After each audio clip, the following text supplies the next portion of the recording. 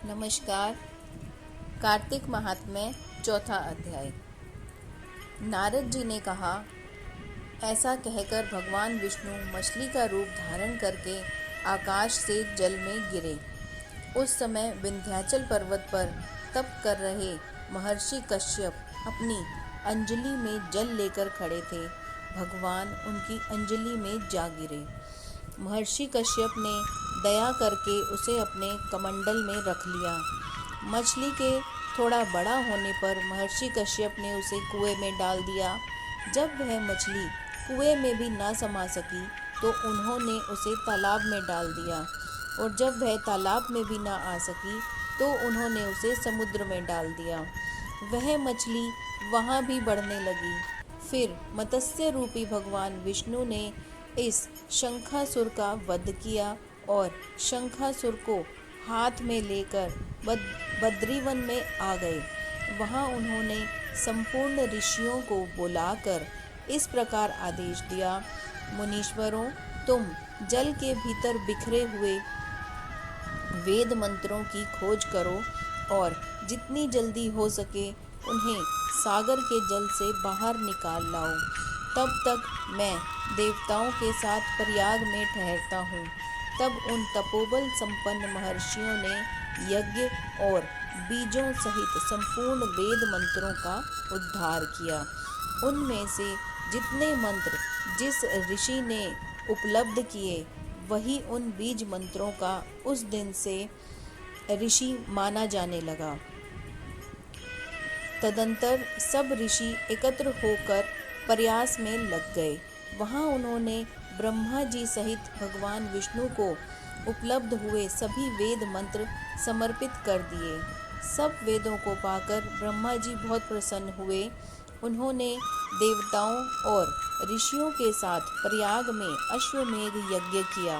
यज्ञ समाप्त होने पर सब देवताओं ने भगवान से निवेदन किया, हे देवादिदेव जगन्नाथ, इस स्थान पर ब्रह्मा जी ने खोए हुए वेदों को पुनः प्राप्त किया है और हमने भी यहाँ आपके प्रसाद से यज्ञ भाग पाए हैं। अतः यह स्थान पृथ्वी पर सबसे श्रेष्ठ, पुण्य की वृद्धि करने वाला एवं भोग तथा मोक्ष प्रदान करने वाला हो। साथ ही यह समय भी महापुण्य में और ब्रह्मघाती आदि महापापियों की भी शुद्धि करने वाला हो, तथा यह स्थान यहाँ पर दिए हुए दान को अक्षय बना देने वाला भी होना चाहिए। आप यही वरदान दीजिए। भगवान विष्णु बोले, देवताओं, तुमने जो कुछ कहा है वह मुझे स्वीकार है। तुम्हारी इच्छा पूर्ण हो। आज से यह स्थान ब्रह्म क्षेत्र के नाम से प्रसिद्ध होगा। सूर्य वंश में उत्पन्न राजा भगीरथ यहाँ गंगा को लेकर आएंगे और वह यहाँ सूर्य कन्या यमुना से मिलेगी। ब्रह्मा जी और तुम सब देवता मेरे साथ यहाँ निवास करो। आज से यह तीर्थ राज के नाम से विख्यात होगा।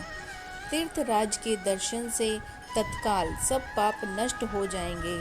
जब सूर्य मकर राशि में स्थित होंगे, उस समय यहाँ स्नान करने वाले मनुष्यों के सब पापों का यह तीर्थ नाश करेगा। यह काल भी मनुष्यों के लिए सदा महान पुण्य फल देने वाला होगा। माघ में सूर्य के मकर राशि में स्थित होने पर यहाँ स्नान करने से सालोक्य आदि फल प्राप्त होंगे। देवादिदेव भगवान विष्णु देवताओं से ऐसा कहकर ब्रह्मा जी के साथ वहीं अंतर्ध्यान हो गए। तत्पश्चात इंद्र आदि देवता भी अपने अंश के प्रयाग में रहते हुए वहां से अंतर्ध्यान हो गए। जो मनुष्य कार्तिक में तुलसी जी की जड़ के समीप श्री हरि का पूजन करता है, वह इस लोक में संपूर्ण भोगों का उपभोग करके अंत में वैकुंठ धाम को जाता है। बोलिए श्री हरि विष्णु भगवान की जय। तुलसी माता की जय।